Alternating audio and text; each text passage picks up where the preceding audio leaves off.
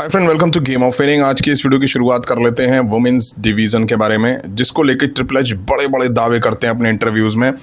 ये कर रहे हैं, वो कर रहे हैं, बट ऑन स्क्रीन पे कुछ भी नहीं देखने को मिल रहा है। अभी रिसेंट के रॉ के एपिसोड में एक भी विमेन का इन रिंग प्रोमो नहीं था, एक भी विमेन का इन रिंग मैच नहीं था। जितने भी प्रोमो दिखाए वो सब ब्रेक के टाइम पे दिखाए गए। वहीं समर स्लैम नज़दीक है, बट अभी तक WWE की जो बड़ी विमेन सुपरस्टार हैं वो बुक ही नहीं है, और क्लियर है कि वो समर स्लैम शायद अब मिस ही करने वाली हैं। फिर चाहे वो बेकी लिंच हों, अलेक्सा ब्लिस हों या बैले हों, ये सभी बड़ी विमेन सुपरस्टार हैं। आप सोचो, समर स्लैम जो 2 नाइट का इवेंट होने वाला, उनमें बुक ही नहीं है।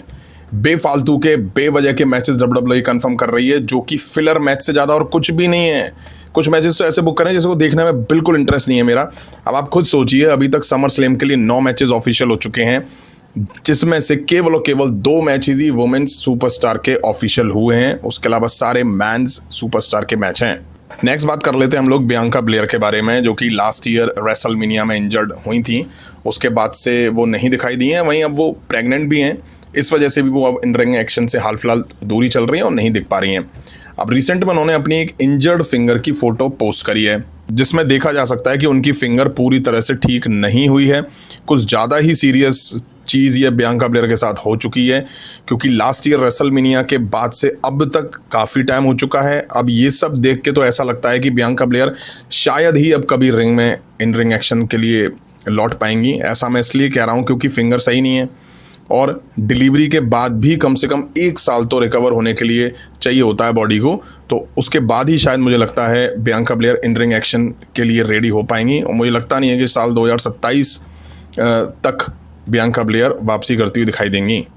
नेक्स्ट बात कर लेते हैं बैले के बारे में, जिन्हें WWE से रिलीज़ कर दिया गया है। हाँ, इस तरह के रूमर्स काफ़ी ज़्यादा आ रहे हैं कि बैले और WWE के बीच सब कुछ खत्म हो चुका है। अब ये कितना सही है कितना नहीं वो नहीं पता, बट जिस तरह से WWE बैले को दिखा रही है कुछ सालों से, और सैटरडे नाइट मेन इवेंट में लायरा से जिस तरह से WWE ने बैले को हरवाया, उसको देख के ऐसा लगता भी है।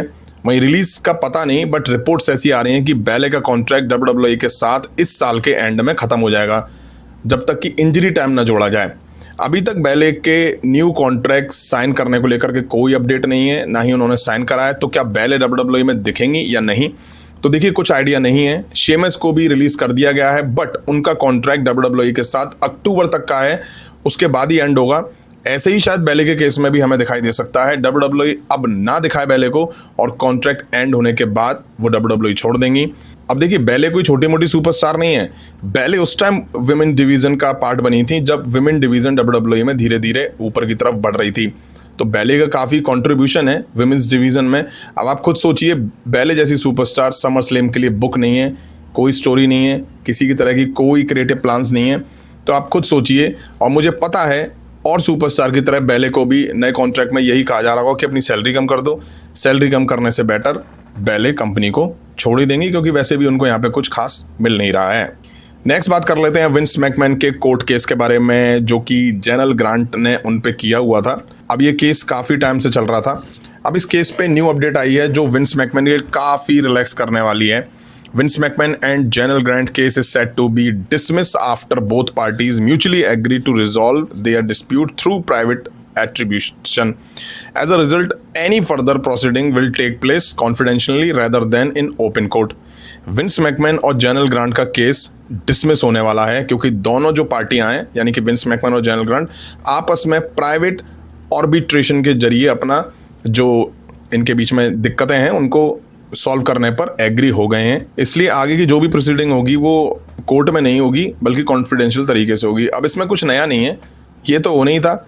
म्यूचुअल एंडिंग समझ गए ना आप लोग? कमेंट करके जरूर बताइएगा क्या म्यूचुअल अंडरस्टैंडिंग हुई होगी। खैर, नेक्स्ट बात कर लेते हैं हम लोग ओबा फेमी के बारे में, जिनको लेकर ट्रिपल एच ने अनरियल 3 में कुछ कहा है। WWE रूम में ट्रिपल एच ने कहा, ओबा फेमी लास्ट कुछ टाइम से यहाँ आने वाले सबसे दमदार और खतरनाक रेसलर में से हैं। द रूलर के लिए बहुत बड़ी तारीफ करी यहाँ पे ट्रिपल एच ने। देखो, जैसा पुश ओबा फेमी को मिल रहा है उससे क्लियर है कि ओबा फेमी ट्रिपल एच के खासम खास बने हुए हैं। और आप ये मानो या ना मानो, WWE में फेवरेटिज्म बहुत चलता है। केवल WWE नहीं, हर सेक्टर में फेवरेटिज्म चलता है। फिर चाहे वो कोई भी सेक्टर हो, जॉब हो, हॉलीवुड हो, बॉलीवुड हो, कुछ भी हो, XYZ कोई भी सेक्टर हो, सब में फेवरेटिज्म चलता है।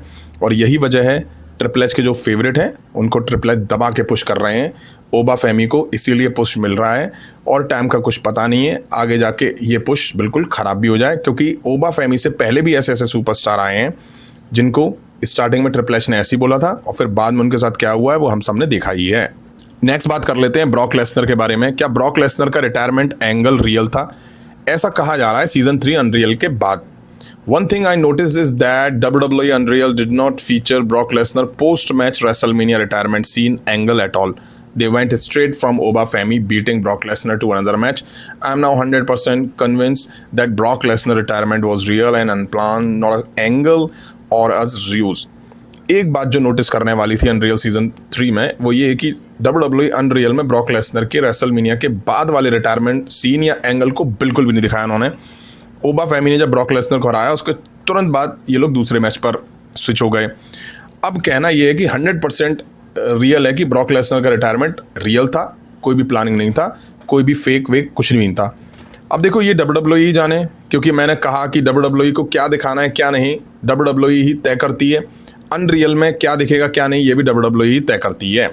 नेक्स्ट बात कर लेते हैं अनरियल सीजन 3 के बारे में ही, जो कि रिलीज़ हो चुका है। काफ़ी चीज़ें उसमें से निकल के सामने आई हैं, काफ़ी चीज़ें नहीं भी दिखाई दी हमें। इससे क्लियर है कि WWE अनरियल में भी वो दिखाती है जो चाहती है। तो मुझे तो अनरियल भी स्क्रिप्टेड सा ही लगता है, मैंने पहले ही कहा था ये चीज़। खैर 3 सीज़न आ चुके हैं बट अभी तक रोमन रेंस को लेकर WWE ने कुछ भी नहीं दिखाया, कुछ भी मतलब कुछ भी नहीं दिखाया। उनकी अभी तक तीनों सीज़न में शामिल नहीं, उनको अभी तक तीनों सीज़न में शामिल भी नहीं करा गया है, ना ही उनको कोई बैक स्टेज इंटरव्यू करते हुए दिखाया गया है। कुल मिला के रोमन रेंस को इससे दूर ही रखा गया है। अब आप सोचो, सारे स्टार एक साइड और रोमन रेंस एक साइड। अब आप कहोगे कि रोमन रेंस को ना दिखाने के पीछे क्या रीज़न है, तो आपको बता दूं कोई बहुत बड़ा रीज़न नहीं है, बहुत सिंपल और छोटा सा रीज़न है, बिजनेस को बचाना। इनको अच्छे से पता है रोमन रेंस की पावर, रोमन रेंस का ऑरा, जिसको ये अनरियल के जरिए बाहर नहीं आने देना चाहते हैं। अगर वो बाहर आ जाता है तो फिर तो WWE की लग जाएगी। फैंस का रोमन रेंस को लेकर जो परसेप्शन है वो चेंज भी हो सकता है, इसलिए शायद WWE ने रोमन रेंस को अब तक अनरियल जैसी सीरीज से दूर ही रखा हुआ है और यही वजह है कि अब तक रोमन रेंस को इस सीरीज में कवर नहीं करा गया है। आगे आने वाली सीरीज में कवर करेंगे कि नहीं करेंगे अभी नहीं कहा जा सकता है। वैसे मुझे लगता है मुश्किल है कि WWE रोमन रेंस को कवर करेगी। हाँ, हो सकता है आने वाले 1-2 सीज़न बाद, 2-3 सीज़न बाद कवर कर लें, बट अभी तो ऐसा इनका कोई प्लान है नहीं है। तो फ्रेंड, ये थी WWE से रिलेटेड कुछ इंटरेस्टिंग अपडेट्स। उम्मीद है वीडियो आप सभी ने यहाँ तक देखी होगी। देखिए तो लाइक करें, चैनल पर नए चैनल को सब्सक्राइब करें। मिलता हूँ जल्दी नेक्स्ट वीडियो में। Thank you.